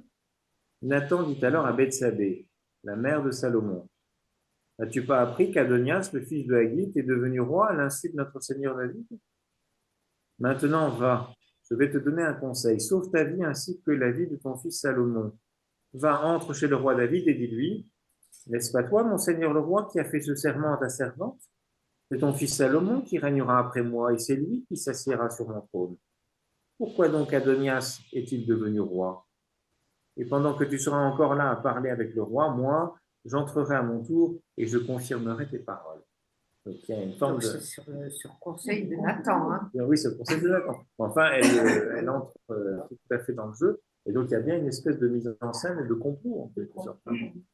Bethsabée entra chez le roi dans sa chambre privée. Le roi était très vieux et Abishag, la Shunamite, le servait. Bethsabée s'inclina et se prosterna devant le roi. Il dit, « Que veux-tu » Elle lui répondit, « Mon Seigneur, tu as fait ce serment à ta servante par le Seigneur. C'est ton fils Salomon qui régnera après moi, et c'est lui qui s'assiera sur mon trône. Maintenant, voilà que c'est Adonias qui est roi, et pourtant, mon Seigneur le roi, tu n'en sais rien. » Il y a là quelque chose... voilà, en fait, tu es au courant de rien. Mais vous voyez, il y a aussi un parallèle avec Abigail. Vous vous souvenez que David était blessé dans son amour-propre par la réponse de Nabal, et donc il réagissait dans le livre de Vague-Voix. Et en fait, qu'est-ce que fait Bethsabée? Elle joue sur cette corde sensible. Elle joue sur l'orgueil du roi. Maintenant, voilà que c'est tu as fait une promesse, et maintenant voilà que c'est Adonias qui est roi, et toi, tu n'en sais rien. Alors évidemment, c'est une nature à à hériter le roi. Donc à ce moment-là, Nathan entre, il fait l'innocent, et qui va dire Monseigneur le roi, c'est bien toi qui as ordonné ceci, Adonias régnera après moi, et c'est lui qui s'assiera sur mon trône, point d'interrogation. Il y a une forme de narration qui est de nature à susciter l'indignation et la réaction vive de David. Mais au fond, Nathan et Bethsabée vont instrumentaliser ou manipuler David. Donc, ils présentent les choses comme étant une forme de... Ils sont en train de manger et de boire en sa présence et ils disent « Vive le roi Adonias ». Alors qu'il n'y a aucun élément qui va précisément dans ce sens, hein, c'est beaucoup plus ambigu. Mais il ne m'a pas invité moi, ton serviteur, etc. Bon. Et donc, réaction de David, appelez-moi Bethsabée. Il renouvelle la promesse, le verset 29. Par la vie du Seigneur, lui qui m'a libéré de toute détresse, comme je l'ai juré par le Seigneur, le Dieu d'Israël, c'est ton fils Salomon qui régnera après moi. C'est lui qui s'assiera sur mon trône à ma place. Voilà. Et ensuite, il se fait appeler prêtre, le prêtre Sadoc et donc le prophète Nathan et Benayahu, et ils vont accomplir donc une forme de rituel d'intronisation avec l'épisode de l'âne aussi, hein, la mule. Donc, vous mettrez mon fils sur ma propre mule. Donc là, vous faites les rapprochements avec l'évangile des rameaux et l'ânon, etc. Ça participe de ce messianisme davidique. Hein. C'est propre à David, au roi. C'est une manière d'ancrer l'acte du Christ, l'action de Jésus dans cette veste davidique. Hein. Là, le prêtre Sadoc et le prophète Nathan lui feront l'onction, il le sacrera roi sur Israël, tandis que vous sonnerez du corps et crierez « Vive le roi Salomon ». Voilà. Donc, finalement, David, manipulé ou mal informé, va provoquer à l'action par Bethsabée et Nathan pour le sacre de Salomon. Donc, il est sacré avec Zadok, un Sadoc, vous connaissez les antiennes du couronnement de Handel, hein, Zadok the Priest, c'est un truc dans la musique, voilà. Il y avait le couronnement de Charles III, on avait droit à Zadok the Priest, hein, c'est un grand classique. Mais ça fait référence à cet épisode-là. C'est intéressant de penser aussi que toutes les monarchies se sont aussi appuyées là-dessus, sur ce récit en particulier. Et tout le peuple remonta à sa suite, le peuple jouait de la flûte et exultait d'allégresse au point que la terre craquait sous ses clameurs. Donc, voilà.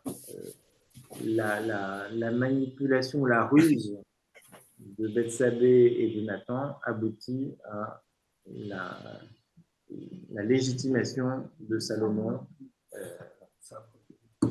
Donc, Adonias, il ne sera pas roi, donc il va faire allégeance à Salomon. Salomon va lui donner, va lui dire, c'est pardonné, mais tiens-toi à carreau quand même. Il va lui dire, grosso modo, il dit ça, hein. Rentre chez toi.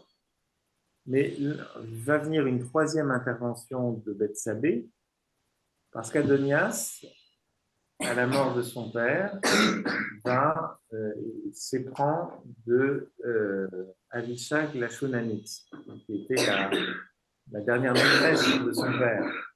Donc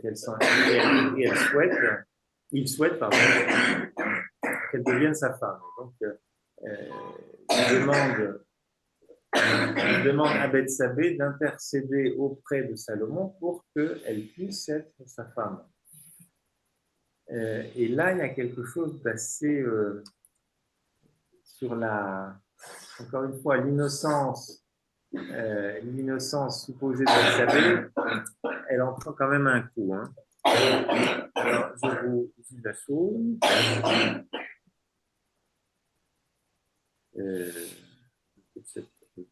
Deux.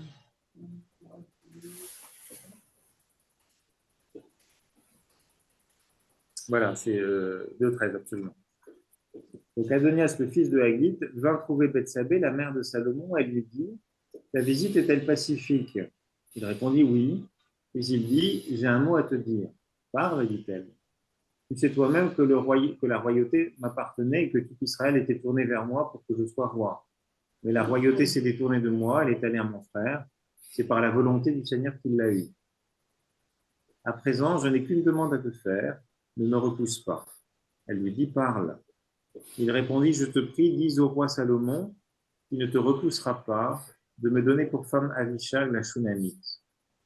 Bethsabée répondit, bien, je parlerai moi-même au roi à ton sujet. Bethsabée entra chez le roi Salomon pour lui parler au sujet d'Adonias. Le roi se leva à sa rencontre et se prosterna devant elle. C'est une manière de dire aussi la reconnaissance et le respect que Salomon a pour sa mère. Puis il s'assit sur son trône et en fit placer un pour la mère du roi. Elle s'assit à sa droite. Elle est aussi dans un rapport de pouvoir. Elle exerce un pouvoir. Hein. Elle dit, je voudrais te faire une petite demande. Ne me repousse pas. Le roi lui répondit, demande ma mère, je ne te repousserai pas. Elle dit, pourrait-on donner pour femme Avishag la Shunamite à ton frère Adonias? Le roi Salomon répondit à sa mère, pourquoi donc demandes-tu Avishag la Shunamite pour Adonias? Demande plutôt la royauté pour lui, puisqu'il est mon frère aîné. Pour lui, pour le prêtre Abiatar, pour Joat, le fils de Sérouia. Le roi Salomon jura par le Seigneur en disant que Dieu me fasse ceci, encore cela. On trouvait la formule qu'on avait vue tout à l'heure. C'est au prix de sa vie qu'Adonias a prononcé cette parole. Alors, vous voyez, c'est une revendication. Enfin, ça peut être aussi une revendication politique. C'est-à-dire que d'épouser la dernière maîtresse du précédent roi, c'est aussi une manière de dire je suis. C'est une manière de mettre ses pas dans les pas du précédent roi. Donc, il y a forcément une dimension, comment dire, il peut y avoir une dimension de revendication politique dans la demande d'avoir cette femme. Maintenant, dans ce que disait Adonias à Bethsabée, la royauté s'est détournée de moi, elle est allée à mon frère, c'est par la volonté du Seigneur qu'il l'a eue. Il constate, il ne remet pas en cause, il semble l'accepter. Enfin, alors, c'est sûr qu'il peut y avoir une ambiguïté à demander ça, mais on peut peut-être qu'il est simplement séduit par ça, mais il devrait simplement l'épouser.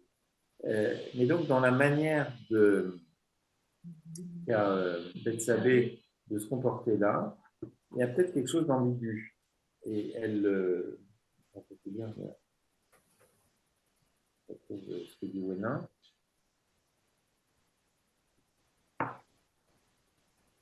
Voilà. Donc, c'est sur la troisième scène, donc il rappelle le contexte. La reine-mère n'ignore certes pas le relent politique de la requête. Prendre la femme d'un rang antérieur revient pour revenir à briguer son trône. Bethsabée peut donc sans problème imaginer la réaction de Salomon devant une telle demande, d'autant qu'elle émane d'un prétendant déchu à qui a été imposée la plus stricte réserve, sous peine de mort. Sans hésiter, Bethsabée entre présenter au roi la petite requête de son frère, dit-elle. Elle le fait sèchement, sans tenter d'amadouer son fils, comme si aucun problème ne se posait. Que soit donné pour femme Avishag la Shunamite à Adonias mon frère. Si elle avait voulu provoquer la colère de Salomon et la perte d'Adonias, Bethsabée aurait-elle agi autrement? C'est qu'elle aussi aurait été une victime en cas de coup d'État.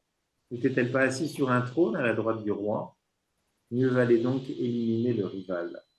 Mais à nouveau, le récit est allusif et semble cultiver l'ambiguïté à propos de la femme.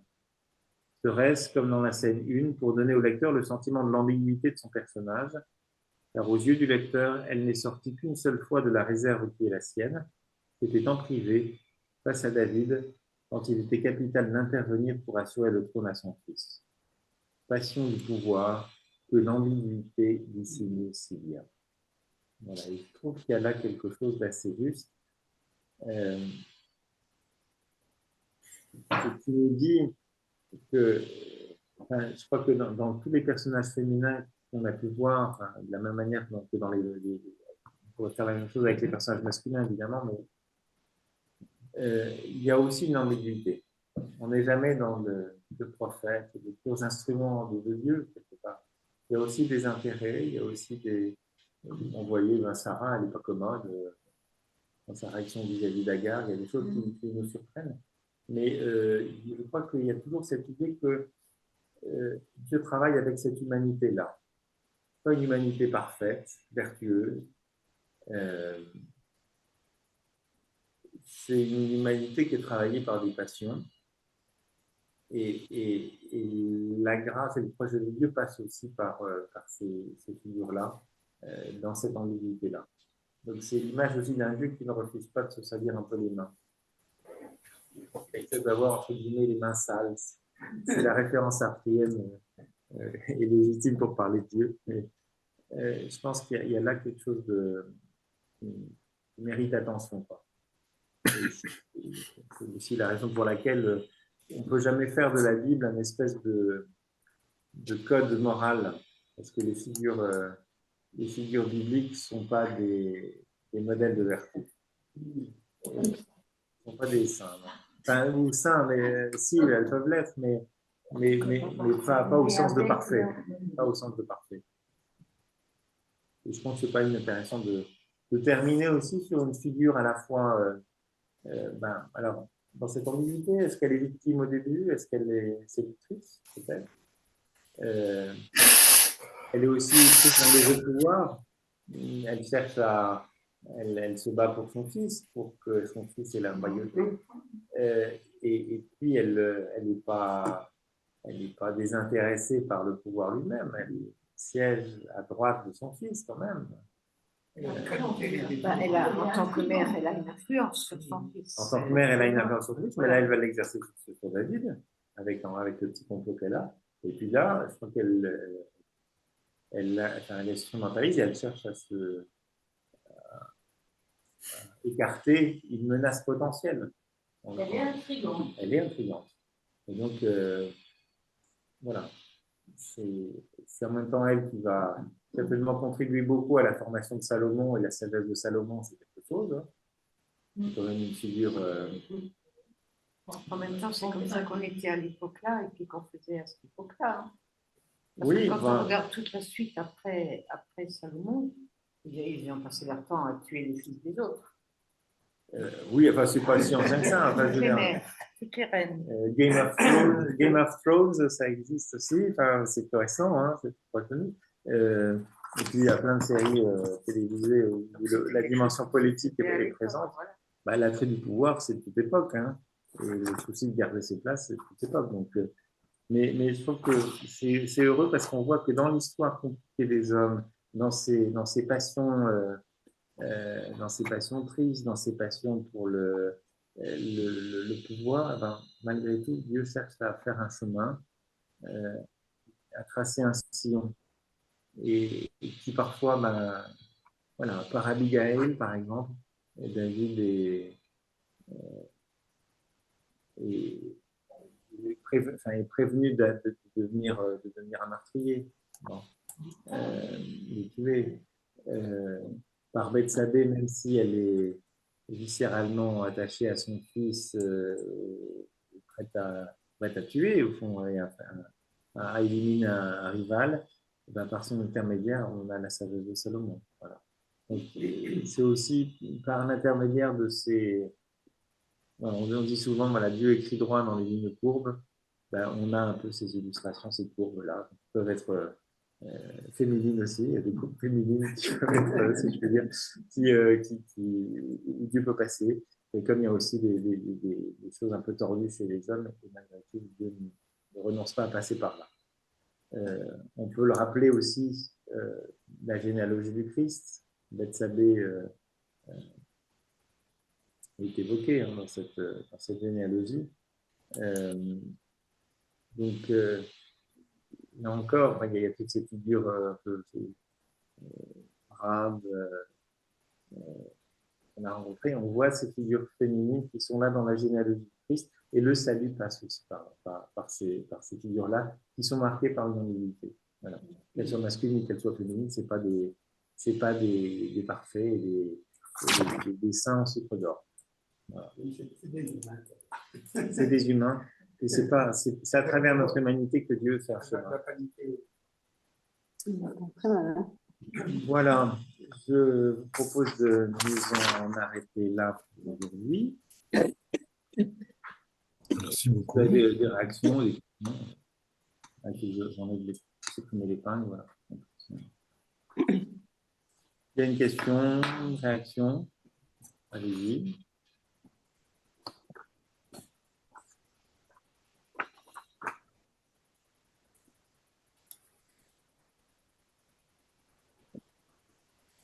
Non. Alors, je vous laisse.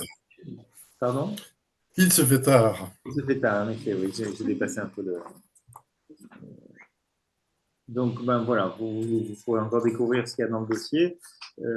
Et puis, donc, on se donne rendez-vous pour ceux qui le peuvent. Donc, le 13 juin prochain, pour une relecture de l'ensemble. C'est le temps à partir des pistes qui vous sont proposées à la page 8 du dossier, à la dernière page du dossier, la page 7. Donc, de reprendre un peu vos notes et puis qu'est-ce que vous gardez de ce parcours. Et puis, à partir de là, et ben on pourra échanger, partager ça, partager nos découvertes et on conclura par un moment plus convivial, donc en espérant que la météo soit clémente, et donc on fera ça à ce moment-là à l'extérieur, à l'arrière de la maison de l'hôtel, sinon dans la salle casino.